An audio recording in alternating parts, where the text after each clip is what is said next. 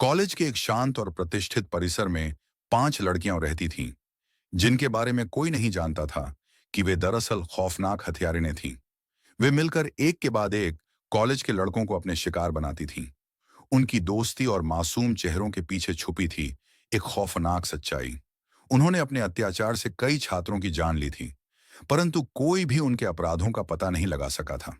एक दिन उन्हीं के कॉलेज का एक लड़का, अयान, उनके शिकार बना। अयान एक होशियार और नेक दिल छात्र था, जिसकी किसी से दुश्मनी नहीं थी। उसकी हत्या की खबर पूरे कॉलेज में आग की तरह फैल गई, लेकिन यह भी एक रहस्य बनकर रह गई, क्योंकि पुलिस कोई ठोस सुराग नहीं जुटा पाई। अयान का सबसे अच्छा दोस्त राहुल इस घटना से टूट गया था, परंतु उसने निश्चय किया कि वह अपने दोस्त की मौत का बदला लेगा। राहुल ने ध्यान से उन 5 लड़कियों की हरकतों को देखना शुरू किया। उसे धीरे धीरे उनके असली चेहरे का पता चलने लगा।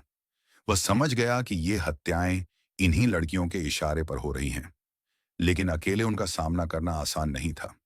राहुल ने एक योजना बनाई और धीरे धीरे उनके बीच दोस्ती करने लगा। उसने खुद को उनकी दुनिया में ढाल लिया और वे लड़कियां भी राहुल पर विश्वास करने लगीं। एक रात राहुल ने सभी लड़कियों को एक पार्टी में बुलाया। उसने खाने में नशीला पदार्थ मिला दिया, जिससे वे बेहोश हो गईं। जब लड़कियां जागीं, तो उन्होंने खुद को एक अंधेरे, सुनसान कमरे में बंधा हुआ पाया। राहुल उनके सामने खड़ा था। उसकी आंखों में नफरत की आग जल रही थी।